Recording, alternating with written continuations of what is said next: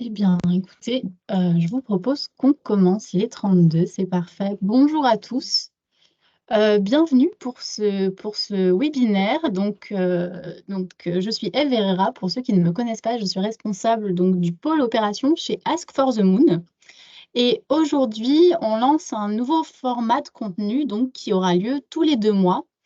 L'objectif, c'est de, vous partager, pardon, des sujets qui nous tiennent à cœur chez Ask. Et c'est, un peu l'occasion de sortir, de notre application, du cadre de notre application, pour parler d'enjeux un peu plus larges. Donc c'est un nouveau format, donc n'hésitez pas à nous faire vos retours et suggestions, ils sont les bienvenus. Avant de passer la main à Romain, qui sera celui qui va vous présenter l'industrialisation des processus. Pour tous ceux qui ont des questions relatives à votre plateforme Ask, je vous propose de les garder pour la fin. On restera encore quelques minutes avec Romain pour y répondre. Eh ben Romain, je te laisse la main. Merci beaucoup. Donc, enchanté tout le monde. Je m'appelle Romain Guillemont et je suis lead DevOps chez Ask for the Moon.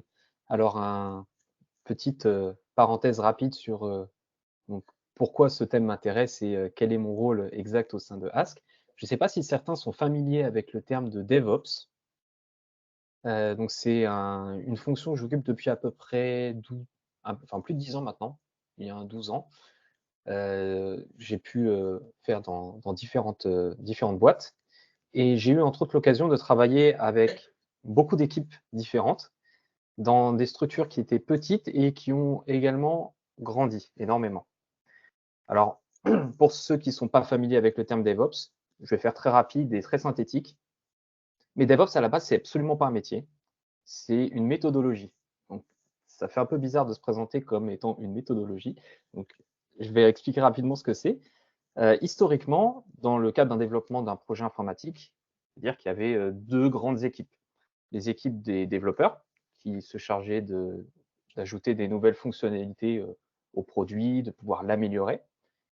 Et l'équipe opération, d'un point de vue plus vraiment opération informatique, qui, elle, se charge de la mise en production, de la supervision, de s'assurer que tout fonctionne correctement. Et donc ces deux équipes, développement et opération, elles avaient toutes les deux des objectifs bien spécifiques. De leur côté, les développeurs essayaient de pouvoir sortir le plus de nouvelles fonctionnalités rapidement.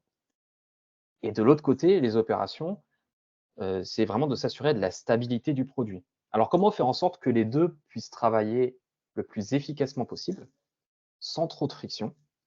C'est comme ça que le terme DevOps est apparu, qui donc est une méthodologie de mise en pratique de certains processus et qui va entre autres passer par l'industrialisation des process de travail entre les équipes dev et les équipes ops. Donc ce que je vais vous faire aujourd'hui, c'est un petit peu un retour d'expérience sur l'industrialisation des process et surtout comment cette méthodologie peut être appliquée à une plus grande échelle. Je ne vais pas parler vraiment de DevOps, même si j'en ferai un petit peu, je m'appuierai dessus pour vous apporter quelques exemples. Donc mon objectif concrètement, c'est de pouvoir vous expliquer en quoi l'industrialisation des process m'a personnellement beaucoup apporté, a beaucoup aidé dans les équipes dans lesquelles j'ai pu travailler et également comment vous donner quelques clés pour peut-être pouvoir mettre cela en place au sein de vos équipes. Donc, je vais rapidement commencer par vous donner une petite définition de ce qu'implique industrialiser et également de processus. Ensuite, je vais vous parler de pourquoi c'est important, comment faire concrètement pour mettre cela en place et quelques paroles de conclusion. Alors, bien entendu, si vous avez des questions ou si je ne suis pas clair, n'hésitez pas à m'interrompre. Alors, on va parler un petit peu définition. Déjà, les process, qu'est-ce que c'est qu'un process? Concrètement, c'est une suite d'actions. Un process, donc, on va avoir des éléments en entrée. Le process va donc transformer ces éléments d'entrée pour donner des éléments en sortie. Ah, ça, c'est une vision très globale et très haut niveau de ce qu'est un process. Il peut être découpé en plusieurs morceaux, donc en sous-process, et on peut les associer donc les uns avec les autres pour faire un process beaucoup plus grand. Industrialiser, ça implique d'appliquer des méthodes donc de l'industrie pour améliorer et la qualité et le rendement. Donc industrialiser le process, à quoi ça va servir? Ben, ça va servir à ce que, plutôt que de passer, du temps et de perdre du temps sur comment appliquer un process, de se perdre un peu dans les lourdeurs administratives, si je puis dire, on va concentrer son énergie sur ce qui a une vraie valeur ajoutée pour l'entreprise. Donc là, je pense que vous voyez déjà un petit peu pourquoi c'est important. Dans le monde DevOps, on peut dire que ça a eu un fort impact sur, la qualité des produits qui sont développés, sur la vélocité. Heu, Par exemple, il y a quelques études qui montrent que la la vitesse de mise en production de nouvelles fonctionnalités d'un produit a été divisée environ par 200, beaucoup plus rapide. Ça a beaucoup amélioré également le process de récupération des erreurs, le traitement des erreurs. Donc ça a vraiment apporté un grand changement dans le monde, du développement informatique. Alors maintenant, comment concrètement on peut faire pour appliquer, ces méthodes DevOps d'industrialisation, pardon, des process à un plus haut niveau pour peut-être, votre équipe qui n'est pas une équipe tech? Alors j'ai défini 3 grandes étapes pour l'industrialisation, et ces 3 étapes sont très importantes. La première, on va dire que c'est la standardisation, la normalisation. Donc l'idée, ça va être de bien définir chaque étape d'un process. Qu'est-ce que ça veut dire bien définir chaque étape d'un process? Ben, déjà, bien définir les éléments qu'on a en entrée d'un process et ceux qu'on attend en sortie d'un process. Également, bien définir ce que fait le process, évidemment. Ça sera très difficile de pouvoir aller plus loin dans l'industrialisation si le process reste vague. Pour vous donner un exemple, concret et très général, admettons que vous deviez cuisiner, par exemple, une pizza. Qu'est-ce que vous avez en entrée? Vous aurez des ingrédients. Qu'est-ce que vous avez en sortie? Une pizza. Super. Là, c'est bien standardisé. Un process qui n'est pas standardisé, c'est, typiquement un process, OK, on doit cuisiner une pizza, mais on ne sait pas vraiment ce qu'on a en entrée.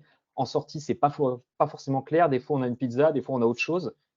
Bon, là, ça posera des problèmes. Donc de standardiser, ça prend du temps, ça prend beaucoup de temps de réflexion, mais c'est essentiel pour passer à l'étape suivante, qui va être l'automatisation. L'automatisation, on en parle énormément dans le milieu du DevOps. Néanmoins, c'est pas que c'est pas l'étape la plus importante, mais sans la standardisation, c'est impossible. Automatiser, ça va permettre de retirer le facteur humain, et notamment les erreurs humaines au maximum lorsqu'on applique un process. Donc, quand on a un process qui est très manuel, le fait d'automatiser, ça va permettre de gagner du temps. Ça va permettre de retirer donc les erreurs potentielles de manipulation. Si je reprends l'exemple de pour la pizza, de préparer une pizza, on va pouvoir identifier quelles étapes peuvent être, automatisées, appliquer différentes techniques pour automatiser ces étapes, et là, tout de suite, on est beaucoup plus serein quant à ce qui va quant à quant au fonctionnement du process, pardon. Une fois qu'on a fait l'automatisation, un autre aspect, ça va être l'observabilité. Donc une fois qu'on a bien standardisé, tout son tout son process, qu'on est passé à l'automatisation, ça ne veut pas dire qu'on n'aura plus d'erreurs, qu'on n'aura plus de problèmes. Il faut qu'on soit capable de vérifier, est-ce que notre process fonctionne bien? Est-ce qu'il fait réellement gagner du temps à nos équipes?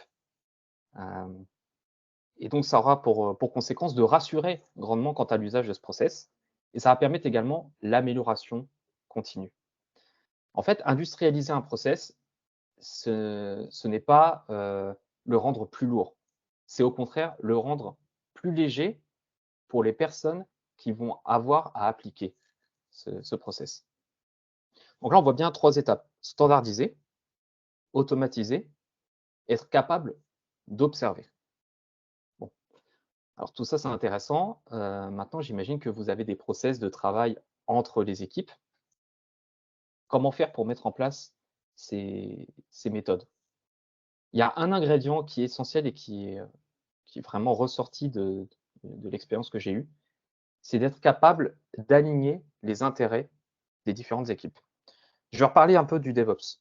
Donc je vous ai dit tout à l'heure au début que pour, la plus grande difficulté en fait entre les développeurs et la partie opération, c'est que les 2 équipes, elles avaient des objectifs très distincts. D'un côté, les développeurs, c'était de fournir le plus de nouvelles fonctionnalités le plus rapidement possible, et d'un autre côté, la partie opération, va être de s'assurer que le produit fonctionne bien. Donc les 2 objectifs, ils ont l'air un peu, contradictoires. Comment faire pour s'assurer que et les développeurs et les opérations aient des objectifs en commun? Ça, c'est une étape qui est très importante, même essentielle et qui demande, des soft skills, si je puis dire. Ça demande de s'intéresser, très sincèrement aux autres équipes, de pouvoir changer un peu sa manière de penser également. C'est une transformation qui est en continu. Mais néanmoins, une fois qu'on l'a fait, alors tout de suite la communication, elle devient beaucoup plus simple et ça devient beaucoup plus facile d'automatiser les process. Alors je peux vous parler un petit peu d'exemples concrets. Heu, il y en a un qui me vient en tête, plus particulièrement dans ma carrière.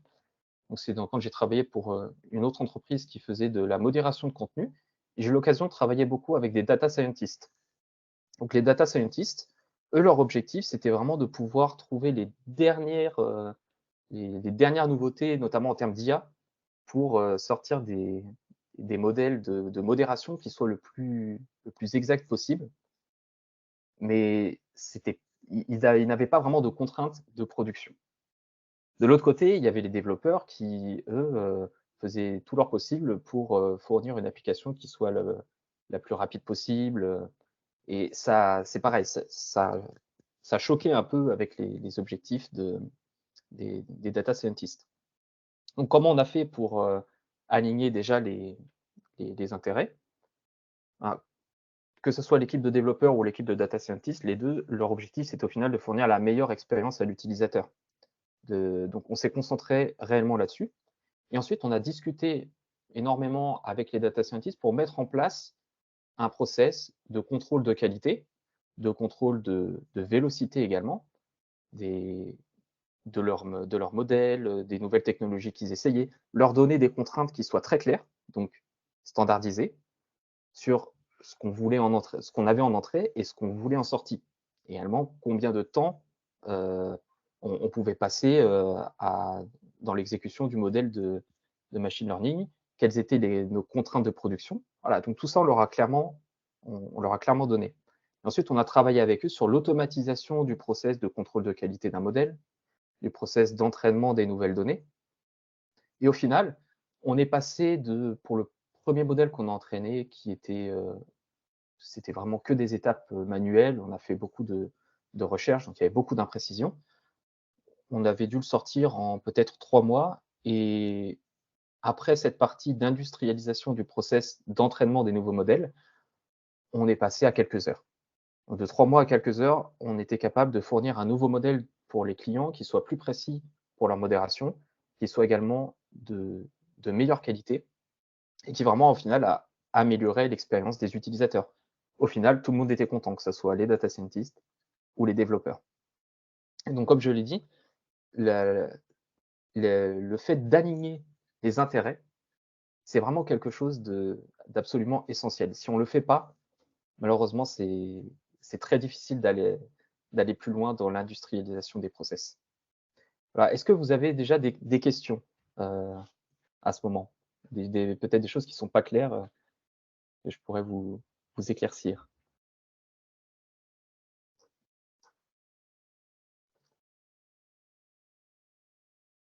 Je vois pas de questions dans le chat, Romain.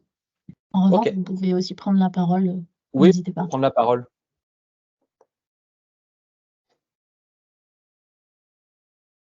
vous laisse un petit peu de temps pour réfléchir.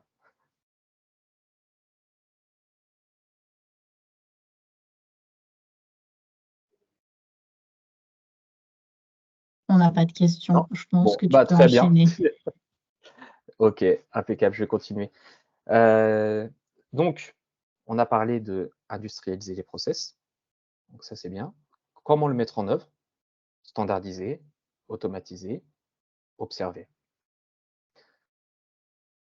Je vais rapidement vous parler d'un autre exemple qui peut illustrer justement l'industrialisation des process et l'effet que ça a eu.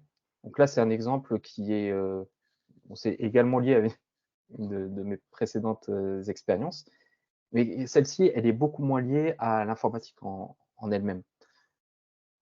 C'était encore dans l'entreprise de modération avec les modérateurs. Il y a l'équipe de gestion des équipes de modération, donc on avait des modérateurs humains, qui contrôlaient tous les jours le la qualité de ce qui était modéré, la vélocité des modérateurs et pour ça, ils avaient leurs outils. C'est des outils qui leur avaient été donnés il y a très longtemps et ils passaient à peu près 3 heures tous les jours à organiser les données, à contrôler, voilà, quel modérateur, avait fait le quels étaient les modérateurs qui avaient le mieux travaillé, si je puis dire. Quelles étaient les équipes où ils avaient besoin de renforts de modération. Bon, c'était un process qui était très lourd et qui était pas très bien défini. Là, il y avait un problème. Donc j'ai eu l'occasion de discuter avec eux et en discutant avec eux, on a pu mettre en place, vraiment un cahier des charges sur ce dont ils avaient besoin. Donc en fait, on a commencé à construire une standardisation des process. On a compris qu'ils avaient besoin, pour une équipe donnée, d'observer l'activité en temps réel des modérateurs. Combien de documents ils modéraient, dans l'heure, on va dire. Combien de documents étaient marqués comme OK, combien de documents étaient marqués comme refusé, les raisons de refus, voilà, toutes ces informations-là. Clairement, ils n'avaient pas du tout les outils, adaptés, au début de la à quand on a commencé à discuter ensemble. Donc on a travaillé avec eux sur cette standardisation, on a vraiment mis au clair ce qu'ils voulaient en entrée ce qu'il y avait en entrée et ce qu'ils voulaient en sortie. Et à partir de là, on a on s'est rendu compte qu'on avait déjà de notre côté dans l'application toutes les informations nécessaires pour construire ces données en temps réel. Donc parce qu'on avait bien discuté ensemble, parce qu'on a fait l'effort de vraiment s'intéresser à leurs problématiques, alors on a pu construire tout un process industrialisé, donc automatisé par la suite, pour leur donner ces informations en temps réel. Et au final, ils avaient un dashboard avec, pour une équipe donnée, toutes les informations qu'ils voulaient. Ce dashboard, nous, on voyait également, combien de fois par jour il était utilisé, est-ce qu'il y avait des problèmes quelconques sur ce dashboard pour être capable de réagir le plus rapidement possible. Ainsi, quand il y avait des problèmes quelconques, on pouvait, alors il y a quelqu'un qui dit au revoir, au revoir, pas de problème. Donc quand il y avait des problèmes quelconques, on pouvait agir très vite et ça leur donnait de la confiance, en fait, dans l'outil qu'on leur fournissait. Ça leur donnait de la confiance dans le nouveau process qui était mis en place et ce process, il a évolué pendant à peu près, ouais, je crois il continue d'évoluer. Maintenant, je suis plus dans cette boîte, bien sûr, mais il continue toujours d'évoluer, mais pendant à peu près 2 ans, on a vraiment, agi, régulièrement sur ce process pour leur donner les données les plus exactes possibles. La finalité, ça a été qu'on a pu agir très, très vite quand, par exemple, il y avait une équipe de modération qui était sous l'eau. Ils n'avaient pas assez de modérateurs. Ils avaient besoin, dans l'heure, de 3, 4, 5 modérateurs supplémentaires assignés à leur équipe. Également, ça a permis une meilleure formation des modérateurs derrière, puisqu'on pouvait clairement voir, en temps réel et sur des plages de temps beaucoup plus longues, quelles étaient leurs principales difficultés, combien de temps ils mettaient pour modérer un document. Bon, tout ça, ça a vraiment permis d'améliorer la qualité de la modération et donc au final, d'améliorer l'expérience de l'utilisateur. Et ça, c'était vraiment l'objectif sur lequel on était alignés, que ce soit de leur côté, de la côté des modérateurs et des équipes qui géraient les modérateurs, et de notre côté, plus la partie dev, on voulait améliorer l'expérience des utilisateurs. Donc ça, c'est un exemple qui est un peu moins technique. Alors maintenant, j'aimerais parler un petit peu de qui peut participer à l'industrialisation des process. Au final, je pense que tout le monde peut participer à cette industrialisation des process. C'est pas réservé aux personnes qui sont tech, aux personnes qui font de l'informatique. C'est vraiment valide pour tout le monde. Tout le monde est capable et d'ailleurs, on a besoin de tout le monde pour bien industrialiser les process. Par exemple, de mon côté, les process, c'est vraiment quelque chose qui ne m'intéressait pas au début de ma carrière. Seulement, les process, ils sont toujours autour de nous, qu'ils soient implicites ou explicites, on a besoin de faire avec. Mais tout seul, j'ai pas pu travailler à l'industrialisation des process. C'était vraiment le travail entre les équipes. La partie standardisation, elle nécessite vraiment que tout le monde un peu mette la main à la pâte pour qu'on obtienne un genre de diagramme de process qui soit le plus clair possible, avec les entrées, les sorties clairement définies. Qu'est-ce qui se passe si on obtient ça? Qu'est-ce qui se passe si on obtient ça? Voilà. Une fois qu'il y avait cette étape, même l'automatisation, au final, beaucoup de personnes peuvent travailler à l'automatisation. Là, je pense notamment chez nous, chez Ask, aux Ops, qui récemment ont fait un travail pour nous aider, les développeurs, à automatiser l'envoi de mails. Bon, c'est quelque chose qu'on aura pu faire, on n'aura sûrement pas utilisé les mêmes technologies, mais au final, c'est elles qui l'ont fait, elles l'ont très bien fait et ça nous a énormément aidé dans notre vie de tous les jours. On a gagné un temps monstrueux. La finalité de tout ça, c'est quoi? Quand on industrialise les process, on ne pense plus à: «Qu'est-ce que je dois faire pour les appliquer?» Heu, là, je suis à telle étape, il faut bien que je me concentre parce que je sais que là, ça peut être un peu tricky, bon, on pense plus à ça. Les process, ils sont effacés derrière vraiment la créativité et la communication entre les équipes. Donc en conclusion, ce que je peux dire, c'est que l'industrialisation des process, c'est quelque chose qui peut vous faire gagner beaucoup de temps, qui peut vraiment améliorer la qualité également de ce qui est produit et surtout, et ça c'est la partie presque la plus importante pour moi, ça va permettre aux différentes équipes et aux différentes personnes entre les équipes de se concentrer sur la communication, sur apporter de la valeur ajoutée à l'entreprise et pas sur appliquer, une recette de cuisine. Alors, est-ce que vous avez des questions?